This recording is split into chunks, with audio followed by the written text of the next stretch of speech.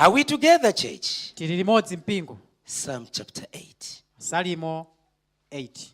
I refuse to be ignorant of God's word. Ndikukana kukhala mbuli ya mawu a Mulungu. In Jesus' name. Dzina la Yesu. Watch what David said here. Taonani chimene David akunena. This is what David said. David akuti. Are you there in Psalm chapter 8? Masalimo 8 I'll tafika. read from verse 3. Listen to what David said. These are men that walked with God in the Old Testament. But listen to them. He says, when I consider thy heavens, the work of thy fingers, the moon and the stars, David says, which thou hast ordained. The man is meditating. Here the man is contemplating. That's why he said that when I consider thy heavens. In other words, when I contemplate of the heavens, when I meditate, when I ponder of the heavens, the work of thy fingers. I want you to mark David there. He did not say the works of your hands. He says the works of your fingers. Then he says the moon and the stars, which you have ordained. We go to verse 4. Verse 4 now says, he is now asking a question. I want you to mark it. He says, what is man? Because only when I just look at the work of your fingers, it is enough for me to appreciate your wonders, your miracles. But what is man that thou art mindful of him? Not only man, but also what and the son of man.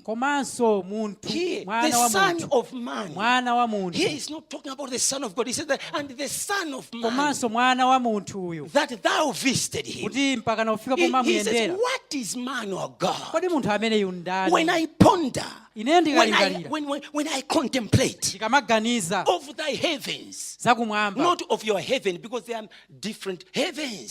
So he says that when I consider thy heavens, the work of thy fingers, the moon and the stars, which thou hast ordained, the man comes up with a question here. What is man, God? He is talking to the Father.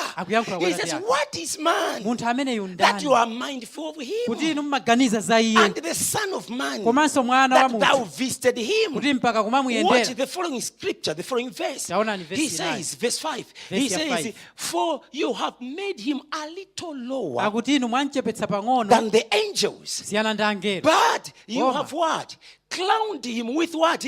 Glory and honor. Now, if you go to the Hebrew rendering, that word the angels there, or the contemporary English version, it doesn't say that you have made him a little lower than angels. It says you have made him a little lower than God. Why were we made a little lower than God himself? Because as spirit beings, as spirit beings who are in the image and likeness of God, we have been encased in this body, and this body gives us a limitation to some extent. So that's why he's saying that a little lower than God, because God doesn't carry this flesh. He doesn't live in this flesh. But now the other point says, and you have crowned them with what? Glory and honor. Last time I told you that word crown there, it doesn't mean to put that crown on your head. That crown there, of course, the other translation, they say, you have encircled him. In other words, here is man, and he has been surrounded from head to the soles of his feet. Around him, there is glory and what? And honor. In other words, it goes up and it comes down. The man has been encircled with glory and honor. That's what David saw. So he said, you have not only done this. You go to verse 6. Watch what verse 6 says. Verse 6 now, David tells us. He says, watch what he's saying. Verse 6. So just give us verse 6. He says, you have made him to have dominion. I want you to see what was in the mind of David. He said, Thou madest him to have dominion. Now, watch where he says man should have dominion on. He says to have dominion over what? Over the works of thy hands. Are you following what the scripture is saying? You have made him to have dominion over the works of thy hands. Not only that, watch the following statement. Thou hast put all things under his feet. Church, if the whole Bible, this was the scripture, we could have still made it to heaven. Take it from me. Here, David received a revelation of what was in the mind of God. After he created everything, including the devil, whom some of the people they exalted as the gods. Because the devil is an angel, remember? We hear it in Isaiah chapter 14. He tells us that he was the anointed cherub. Cherub is not a man, he's an angel. And God created Lucifer, that is the cherub, angel. And here David is saying, he has made man, not the devil here, but man. He has made man to have dominion over the works of his hands. Meaning to say that anything that God made in his own sovereignty, not by our choice. We didn't choose to have dominion. But God in his plan, he had to make us to have dominion over the works of his hands. Whatever he created, you can even find it in Genesis chapter 1 verse 26. But watch now, this is the powerful statement. He says, and you have put all things under his feet. It means that we have got control over everything that God has created. This generation is yet to see the fulfillment of this. But the yesteryear's generations, they walked in this. This is the reason why God is opening our eyes to understand that we cannot appreciate the Elijahs of yesterday. Because we are expected to do more than what they did. I can give you an example. There are several examples in the Bible of people who exercised this.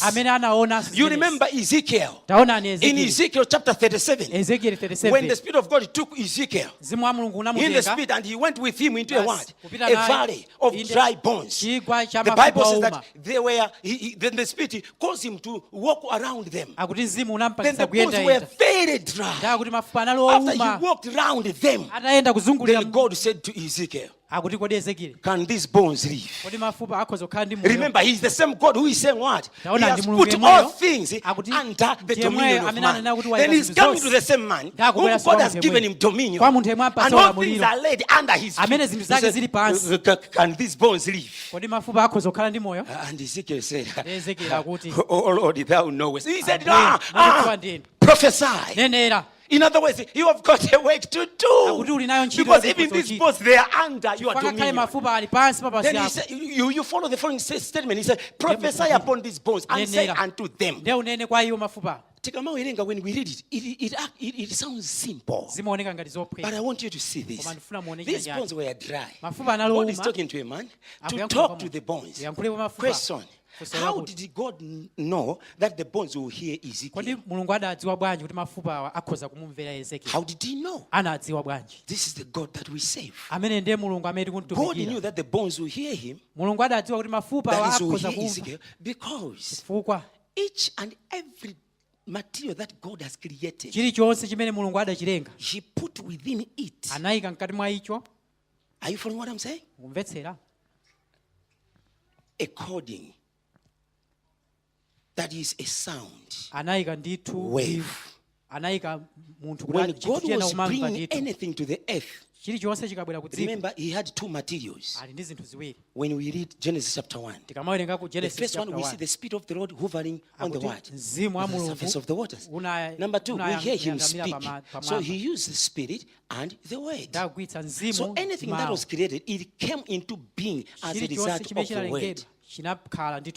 So anything that God created, it has got intelligence. And God doesn't lose anything that he created. Even if you miss it now, it simply changes the form of it. But it still hears the voice of God. So when God said that prophesy, he's talking to him to talk to the dry bones. How did God know that the bones will hear him? Because anything that God created, even if it doesn't have sinews, it still carries the intelligence within it. You haven't heard this. But this is what God says to him. He said, prophesy and say. Say to what? Bones. They don't have ears, they cannot talk, but God says that talk to them. What should you say then? He said, I will give you words. He says, oh, ye dry bones, hear the word of the Lord. But who is doing the talking? Ezekiel. Why? Because he has put all things under his feet. So he said you can command it to become whatsoever you want it to be. That's the creation that God made. Not only here. Follow God with Moses. You remember when he delivered the children of Israelites from Egypt as they walked through the wilderness. In the wilderness. Guess what was happening? God took the warfare of the children of Israel. They were not struggling in the wilderness. I like what my Bible says. That as they were growing, their shoes were growing together with them. Even their clothes were growing. There was not even a single cloth in Anavala that was torn. That's what the Bible says. So if there was a young man, 7 years old, walking out of Egypt, as he was growing up, shoes were growing up, even clothes were growing up. This is the way how God cared for his own. And this is not just history. God was proving to us that even the things that you think they cannot respond to the word, they do. These clothes, do you know where they came from? Many of them, they came from cotton, and others from the wool of sheep and what have you. So the source of it is what matters.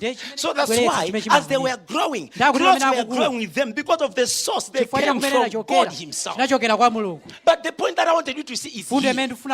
When they cried out for water, what happened? God could tell Moses and say, strike the rock. And the rock gave them water. Strike the rock, gave them water. But there was a time when God wanted to change now the modus operandi. He said, I'm not a Methodist. So he came up with a modus operandi. This time around he said, no, I don't want you to strike the rock. I want, now they want water. Okay, stand here. Call Aaron and the congregation of Israelites. Let them stand there. I want you to honor me. So he said to Moses, talk to the rock and the rock will give you water. This is the way how God thinks. The question is, how did God know that the rock will give them water? Because anything that God created has got intelligence. And it was put under the authority of man. Hey. He's standing before the Red Sea. The children of Israel, they are crying. And said, Moses, why didn't you just let us in Egypt? We were comfortable. Everything was just fine. We were just okay. He said, no.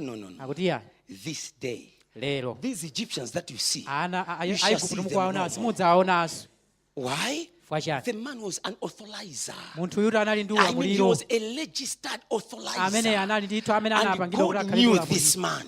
That each time when you wanted to talk to God, I told you during the prayer and fasting, every time you wanted to talk to God, he would just start pitching a tent. The moment he started pitching a tent, God in heaven knew that Moses wants to talk to me. So God would come down and stand at the tent door and begin to talk to this man. He was an awesome person. But here, he wanted now to pray, to cry out to God. When things became so tough, guess what God said?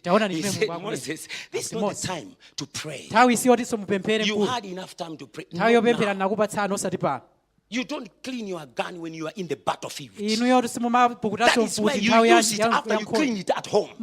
So when you wanted to pray, God said, I normally paraphrase it, that God said, shut up, Moses, stand on your feet. Where is your problem?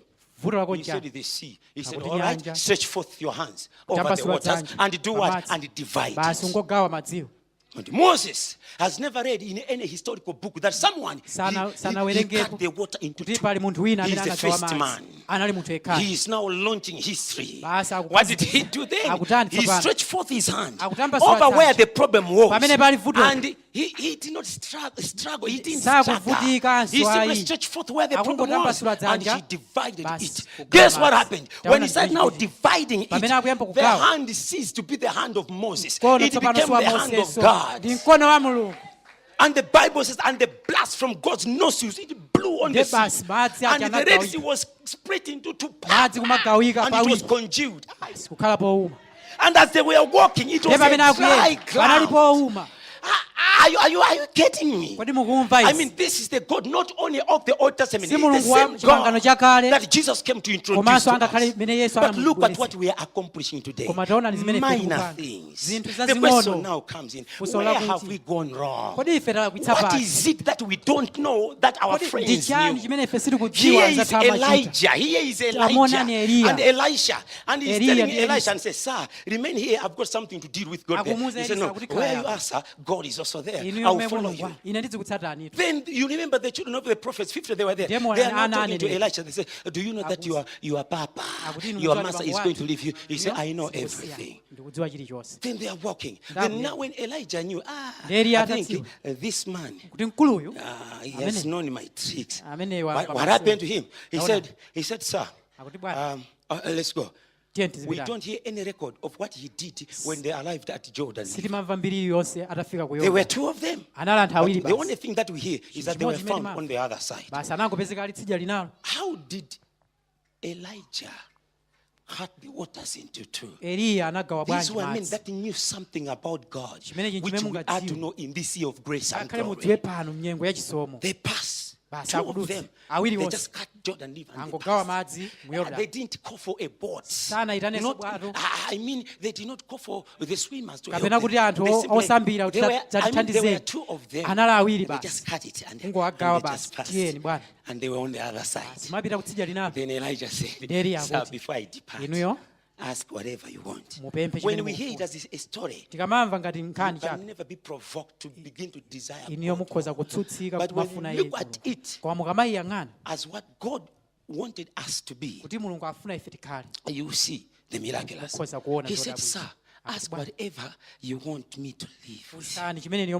Now he said, before I leave, question, by what flight? By what vehicle? The two men are talking. The other one will be taken to go to heaven. And he says, sir, ask anything. I mean, there are just two of them on the other side of Jordan. Ask whatever you want. He said, before I'm taken away.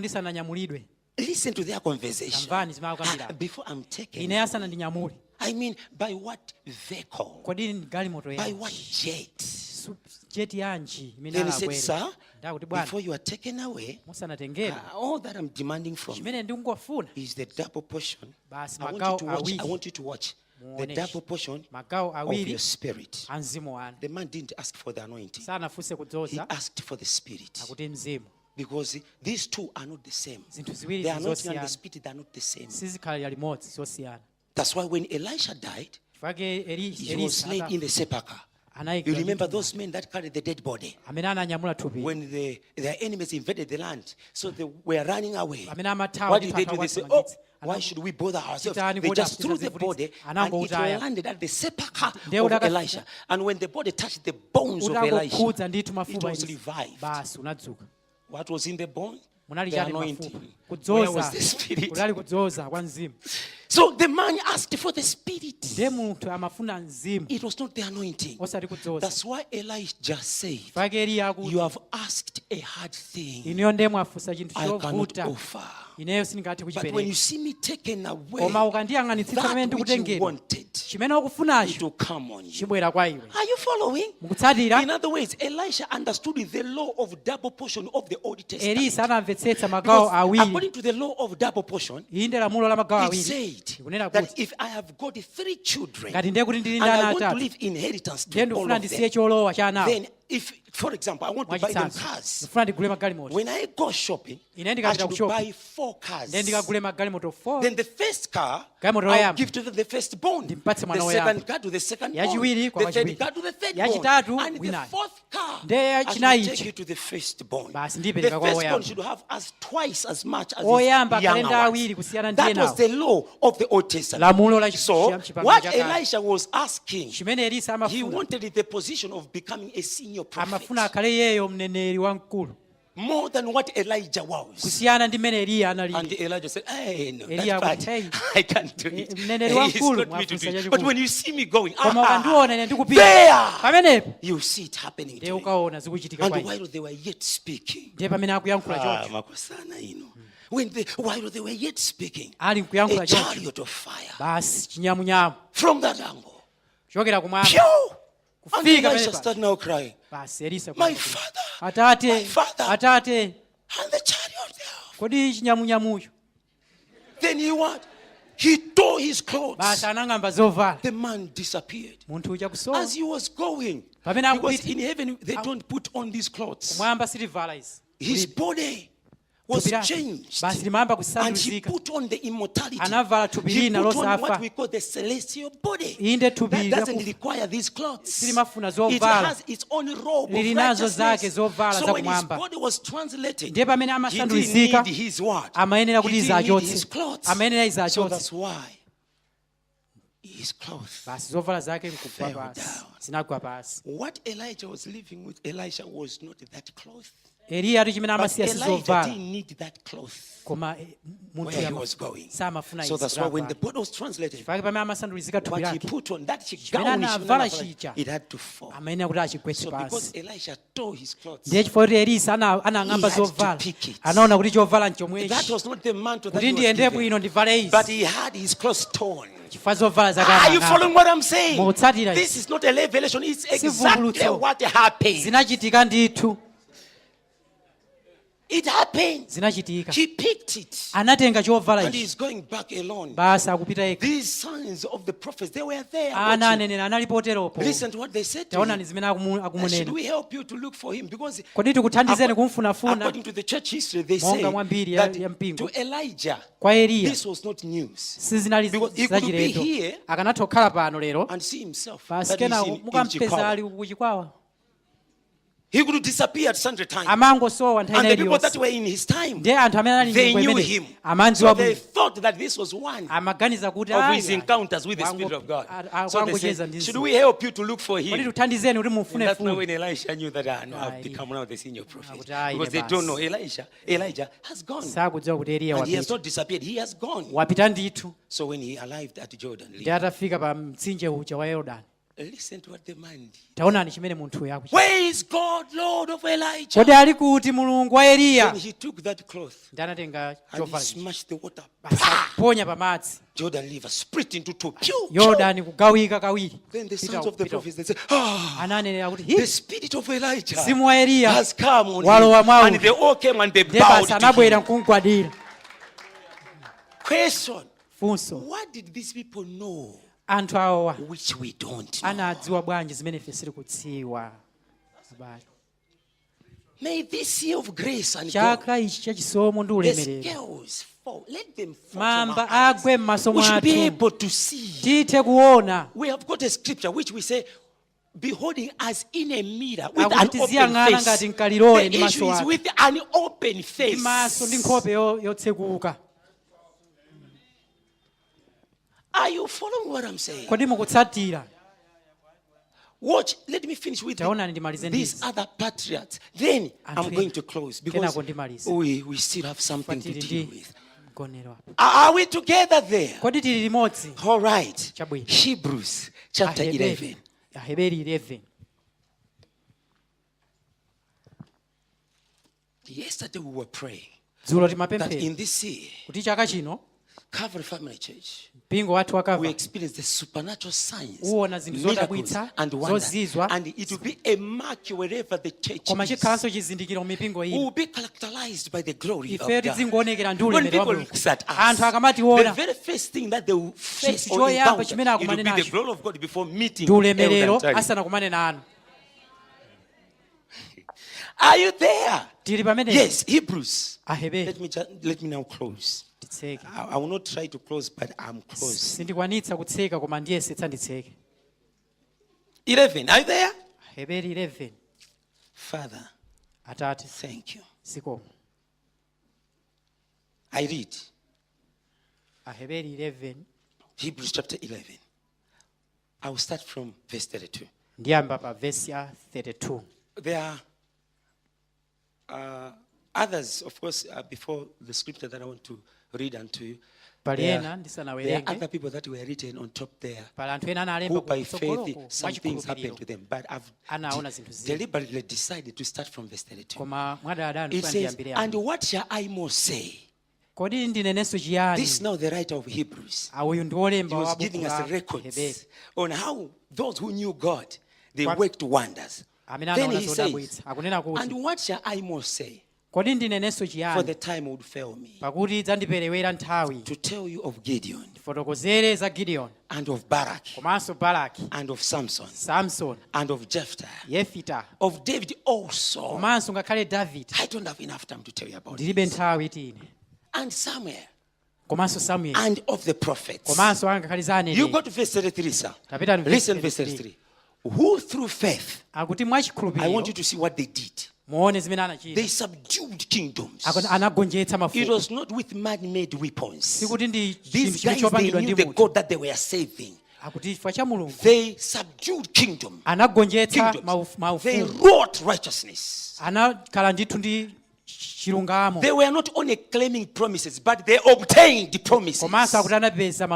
And they stopped the mouth, not mouthy, but the mouth of lions. It was not only one mouth, but the mouth of lions. Verse 34, it says, they quenched the violence of fire. They escaped the edge of the sword. I want you now to mark this. Out of weakness.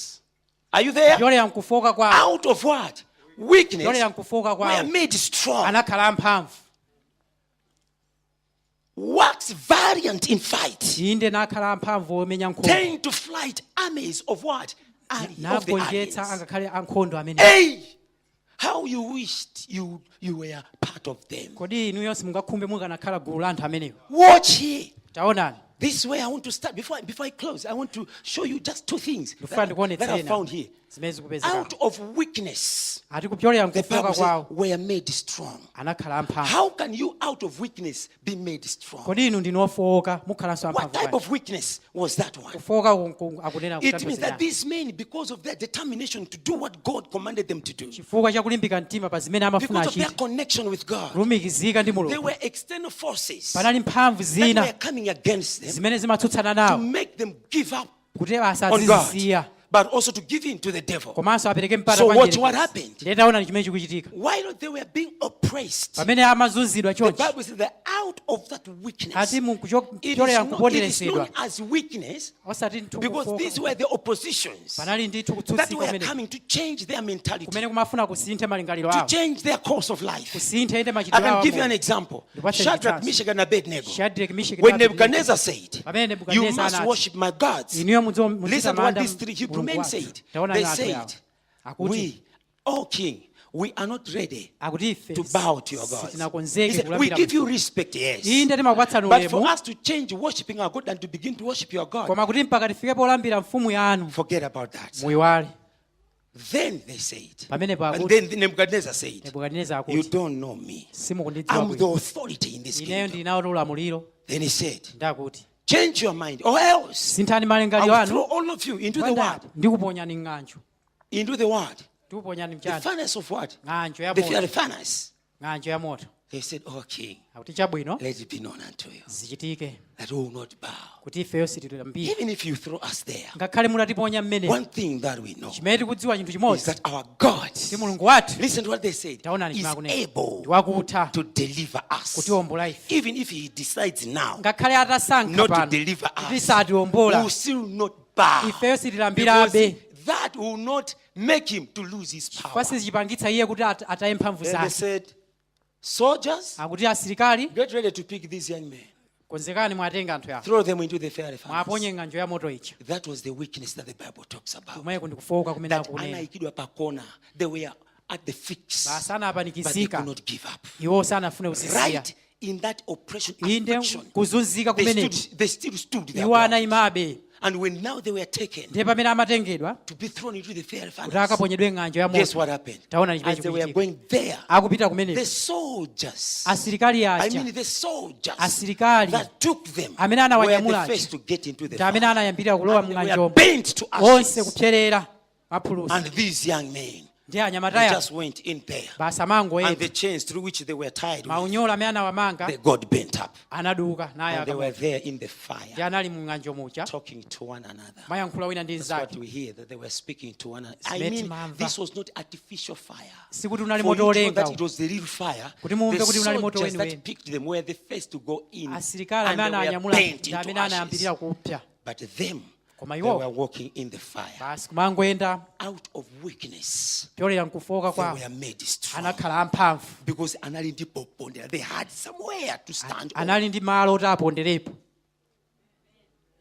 You look at Daniel. Tamuona ni Daniel They threw him into the den of lions. akumponyanso mu dzenje la We mikango. don't hear that the time they were taking him to the den of lions, he was Sitikumva praying kuti nthawi imene amakamponya and amapemphera fasting. masala The ayi, man carried the fear of God in ananyamula himself. mantha a Mulungu, He knew that he anadziwa was the apple of God's kuti eye. iye ndi And there is kati no man kadiso who la can Mulungu. pray along with the Palibe apple of amene God's eye angasewere ndi kati and kadiso la go Mulungu. back empty. Ndiye Something sakabwere must come to china him. chake chikuyenda So as they chichitike were throwing him ndi into the akumponya den of lions, mu listen dzenje to la what King mikango. Darius said. Taonani Davide Let your God deliver you akuti Mulungu from the wangu den of lions. akupulumutse. While Darius was in his home, Pamene Darius he ali could kwawo not sleep. The whole samagona, night he could not sleep. anakhala Daniel usiku wonse had a sagona. comfortable night. Iye tulo basi tamtendere. Because when he went there, Chifukwa atafika mmene mucha, as soon as he landed, atangofika he saw mdzenjemo that there was an angel. anangoona Then he said, ngati pali what ngelo. is happening here? Chikuchitika He nchani? said, I was dispatched before you came here, Basi ineyo nafika so that I kale should close the mouth of kuti these basi lions. nditseke We're pakamwa gonna pa have a great mikango. time here, son. Iweyo kamafika You can sleep. basi ugone He tulo, slept a comfortable tulo sleep tamtendere. with lions. Basi mikango These were khala not artificial lions. sikuti nali mikango These were yolenga atu, natural and real lions. mikango yeniyeni.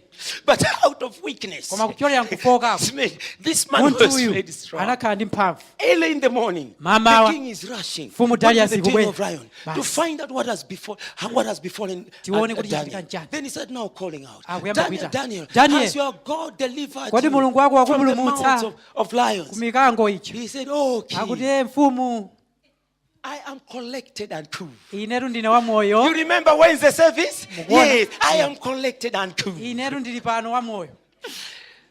Then he was brought out. Pamene Then akuntulutsa, the king ordered Mfumu and said, ikulamula, all those akuti who aliyense said Daniel should be thrown into the den of amene lions, amati Daniel aponyere all mu those mkango, men and their wives and their anthu onseyo children, ndi akazi awo ndi let ana them awo come over here. abwere kuno.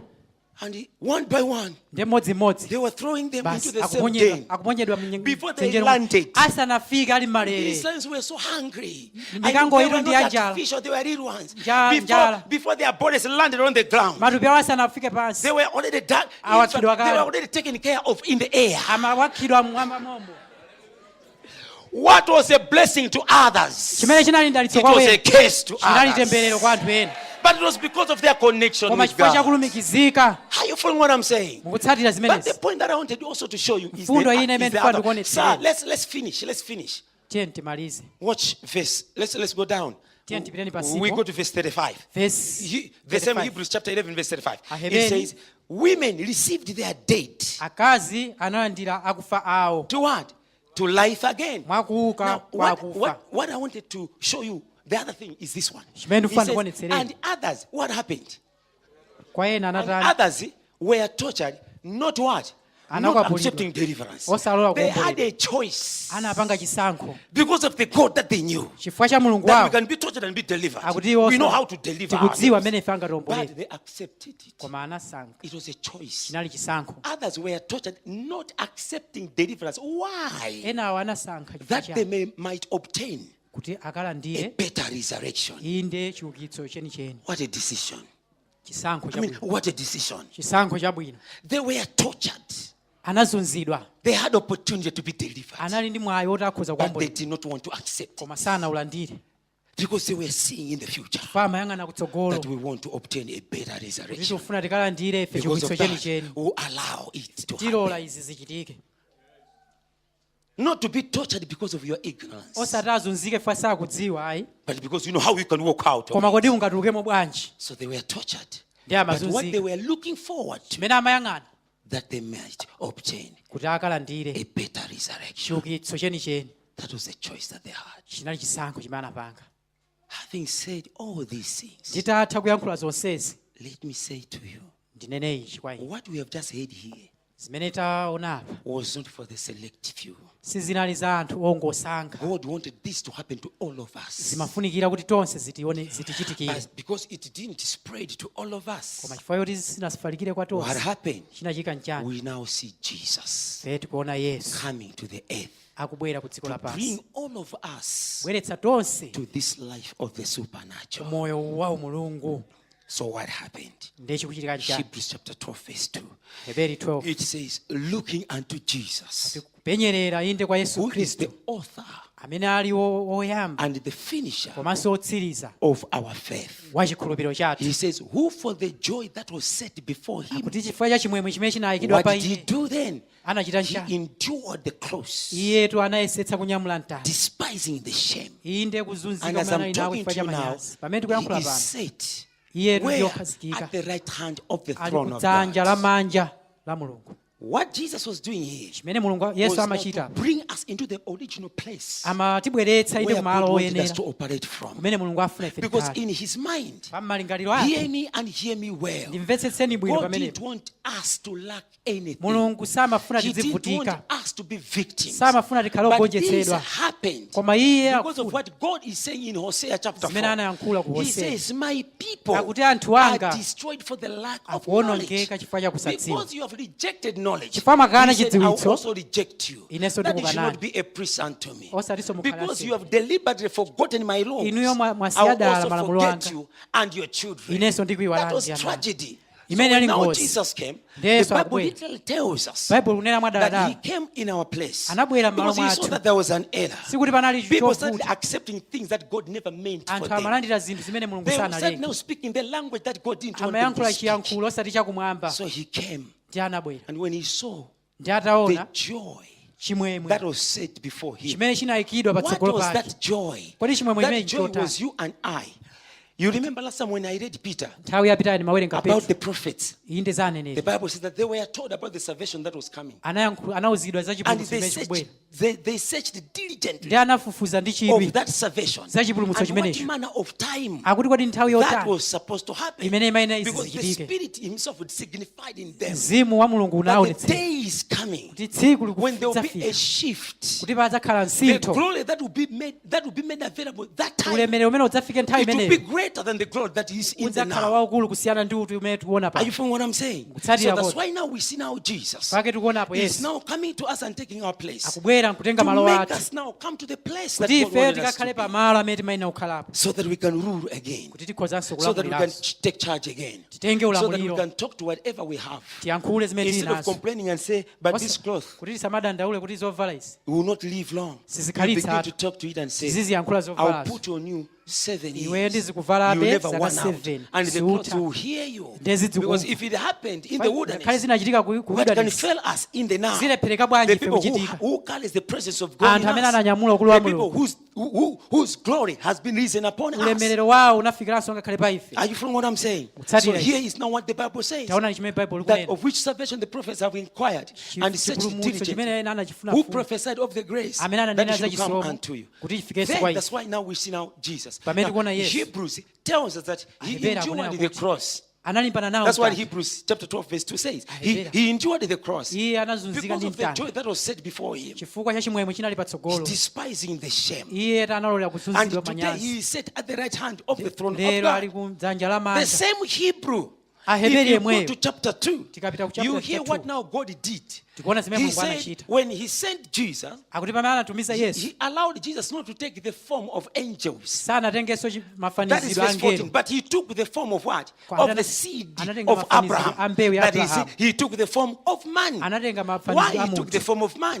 Because he wanted to test death. amafuna ayilawe that imfa through death kuti kupyolera mu he should imfayo not deal with the devil basi agonjese who mdierekezi blinded our eyes, amene anatitseka ife who, maso who caused deafness to our ears, amene anapangitsa so ife that kuti we maso should not athu enjoy atsekeke. what God created us for. Kuti tisakondwere ndi zimene So Mulungu that's why atiyengera. now when Jesus walked here on earth, Chifukwa Mulungu apana he revealed the will of Yesu the Father. anadzionetsera At cholinga the cha same Mulungu. time, Nthawi he yomweyo revealed to us the life that God wanted us to live by. akufunanso tikhale moyo That's why when umene Jesus Mulungu walked in here, Chifukwa he pamene was Yesu an authority, anafika ndi and nothing ulamuliro could stand against palibe him. chimene chikana And muyimitsa for your own information, ndiye kuti it mumvetsetse took God zinatengera to Mulungu make him sin. kuti ampangitse iye That is achimwe 2 Corinthians chapter 5 verse 21. 2 He Korinto says, 5:21. he who knew no sin akuti iye amene sanadziwe was tchimo made sin, anakhala tchimo that we kuti might ife become the righteousness of God tikakhale chilungamo cha in Mulungu him. mwa But iye. now, if you go to Hebrews chapter 2, Koma tikapita kwa it Hebrew tells 2, us what Jesus became. akutiuza He mmene was like Yesu one of us. anali mmodzi wa ife. Why? He Chifukwa wanted to chani? give us a picture amatipatsa of what chithunzithunzi God created us for. kuti Mulungu So anatilengeranji. this is the reason why Ndiye when you chifukwa see chake, Jesus walking, tikamaona he Yesu had no akuyenda, sense of need. analibe Follow chosowa. Jesus. Analibe Follow him chosowa. in his ministry. Mtsatire nekhale utumiki Where they wake. were running short of resources, Iye akasowa kanthu where there was a need ngati pali chosoweka to have more, kuti akhale he could zambiri multiply it. basi amangochulukitsa.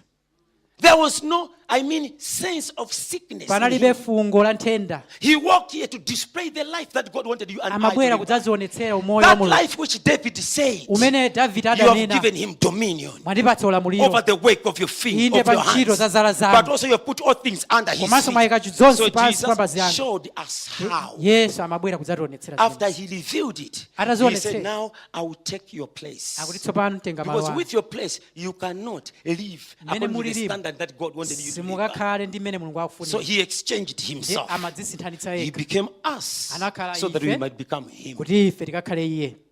In his substitutionary Inde work. munkusinthana kumeneko. Are you following? Mukutsatira. So what happened? Chinachitika He chani. did this for a reason. Anapanga He ichi wanted to pachifukwa. test death Amafuna alawe imfa. so that through death Kuti kupyolera mu he imfayo. might paralyze the devil Basi akamugonjetse who kept mdierekezi. people in bondage Amene of amayika fear anthu mu of ukapolo. death. Inde mu imfa. So his death Ndiye imfa yake as a man, monga munthu it brought forth inabweretsa what God wanted us to enjoy. chimene Mulungu amafuna tisangalale. That's why Chifukwa chake we have that Holy Communion. tili ndi mkonero apa. You hear now Paul Timva Paulo in 1 Corinthians chapter 11, 1 Korinto 11 verse 23. verse ya 23. He is now telling us about that. Akutiuza za mkonero. He says, Akunena kuti that which I've received of the Lord, chimene ndalandira kwa I Ambuye also delivered unto you. ndachiperekanso kwa inu. That the same night Kuti usiku omwewo in which Jesus Christ umene Yesu Khristu was betrayed, he anaperekedwa, says, he took the bread. anatenga mkate. And when he took the bread, what did he do? Ndiye Verse atatenga 24. mkate, Verse anachita chake. 24. Verse 24. When he took the bread, this is what he did. Anachita ichi. When he had given thanks, he Atayamikira. broke it and Anaunyema. said, Nanena. take, eat. Tengani jani. This is my body, Ili ndi thupi which is langa. broken for you. Limene laphwanyika chifukwa chake. This do in remembrance of me. Chitanizi kuti Then you go to mundikumbukire. verse 25. Verse He 25. says, after the same manner also, Nthawi yomweyo he took the cup. anatenga chikho. When he had supped, Inde saying, atatha kudya. this cup is the New Ananena kuti, Testament in my blood. chikho ichi ndi chipangano This chatsopano. do ye as oft Kumpanganizi. as ye drink it Inde mmene in mukamapanga remembrance izi, of me. mukukumbukira ichi. You go to verse 26. Then. Verse ya 26. 26 now tells us this. 26 For akuti, as often as you eat this bread akuti mukamadya idya and inde drink mkatewu, this cup, komanso kumamwa I want you chikho to watch. muone apa. You do show the Lord's death. Kuonetsera imfa Till ya he Ambuye comes. mpaka atadza. What does it mean? Sikutanthauza chani. For as often as you eat this bread Pamene mukudya mkate and drink this cup, komanso kumwa chikho, you do show the Lord's death mukuonetsera imfa ya till you Ambuye come. mpaka atadza. That word you do show, Pamene pakuti mukuonetsera, it also means sikutanthauza kuti to proclaim, iniyo to mukuonetsera, announce, mukulengeza, to make a declaration. mukupanga chilengezo. So he says that as often as you eat this bread and drink this Pamene cup, mukudya komanso kumwa, you make an announcement. basi ndiye kuti mukulengeza. You make a declaration. Mukulengeza A pamene declaration of what? of his death za imfa yake till he comes. mpaka na So atatu. what is it that you declare? Ndi chani chimene That's mukulengeza why physically you can't understand pake mwina what ku happens munthu when we take simukamve. the communion. tikamati tikudya mkone All this was a revelation that was given now to Paul linali vumbulutso la Paulo because of the dream that God had for you and I. chamaloto amene anali He nawo says you do declare akuti mukuyenera the kulengeza Lord's death inde imfa till he yake comes. mpaka na Remember atatu. Hebrews chapter 2 says Aheberi 2 he akuti took the what? The nature of the seed of Abraham anatenga that he chikhalidwe cha mbewu ya might test Abrahamu death. kuti alawe imfa That through death kupyolera mu he imfa might paralyze the devil. agonjetse So when you make a declaration, ndiye mukamalengeza when you make a proclamation, Iliyo mukama or when you make onetsera. an announcement mukamalengeza of his death, za imfa yake what do you say to the realm of the spirit? mukunena chiyani ku It's ufumu wa like you Mulungu tell the realm of the spirit kuuza ndithu that ufumu wa through Mulungu death kupyolera mu I'm imfa no iyi longer supposed to be bound. sindikuyenera kuti Because it ndikhalomangidwa was through death kwa mu imfa that he imene went to deal with the cow, Imene the inakapangitsidwa devil, who mphamvu ya kept mdierekezi. us in bondage. imene imatimanga ife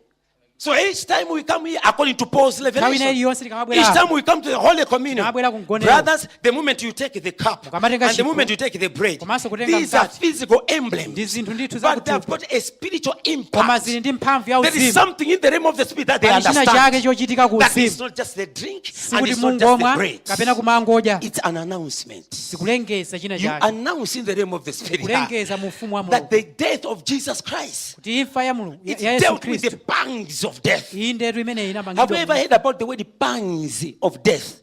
Have you ever heard about that word? munamva buli umene What are these pangs of death? The pangs of death, these are the sicknesses that eat man. They don't kill him, but they just eat him, afflict him. Tenda For zimangokudya example, cancer. When Mwachitsanzo cancer cancer. attacks a man, Ikakukhuza what does cancer. cancer Kodi do? cancer It imatani? eats you. Imangokudya. It irritates you. It afflicts you. basi The imangokupatsa devil just chizunzo love to look at you Dierekezi basi in adzingokuyang'ana that state of munyengo affliction imene. and torment. Basi These are what yozunzikayo are known as the pangs of death. imene inde You are just nani ya being imfa tortured and not being killed. kumangozunzidwa koma That's osafa why specifically Jesus in Luke chapter 10 verse Mwapa 19, dera. he said, behold, I give you power. akuti ndikukupatsani He said to mphamvu trample upon, number one, Ponda. upon scorpions. Pazinkhanira. These are the type of demons Ndi that mphamvu brings ile yaziwanda. afflictions. Imene imabweretsa They don't kuzunzika. kill you, they just torture Sikuphani, you. koma But now imakuzunza. Jesus is saying that I've given you power ndakupatsa to mphamvu trample upon these uziponda afflictors. pazinkhanirazi So each time you are partaking of the Nthawi Holy ineyi yonse Communion, mukafika pa you mgonero. make an announcement ukulengeza that the pangs of death kuti inde were dealt with zizuzo the za death of imfa Jesus Christ. zagonjetsedwa Now, kale even though you cannot say kuti it, ngakhale sunganene but just by partaking of the Holy Koma Communion kungotenga in the mgonero. realm of the Spirit, Inde even the muzimu. devil understands ngakhale njerekezi what is akudziwa happening there. chimene mwachita pamene Hey,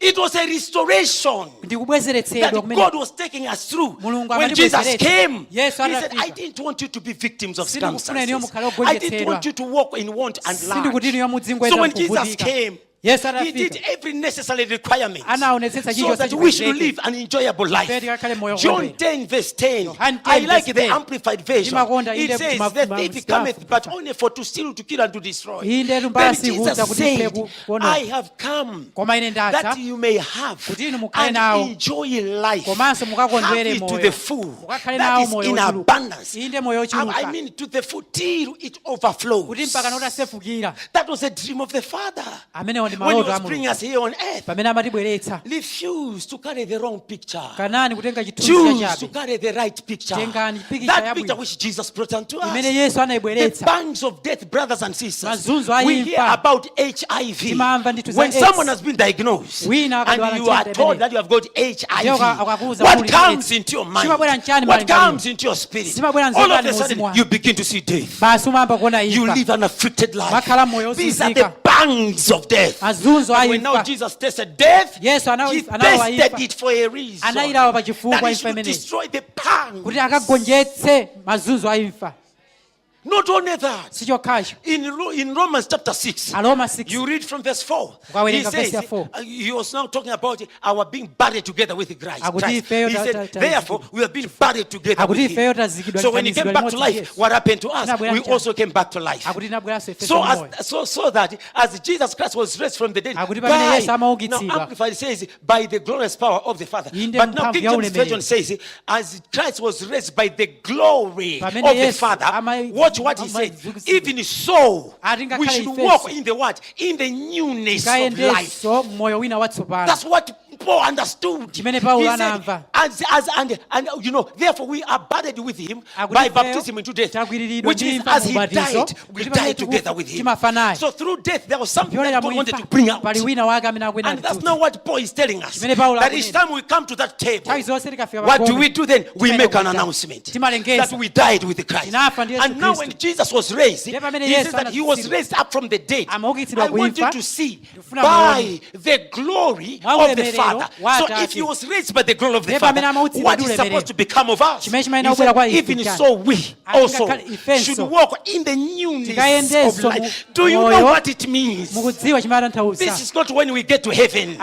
This is while we are right here on earth. We should walk in the newness of life. This is what it means. That whatever you put your hand to do, it turns out good. That is the newness of life. Because before we knew Jesus, before Jesus came and restored us to the original plan of God, whatever we were putting our hands, it failed. We could labor never eat the results thereof. People could come and rob from us.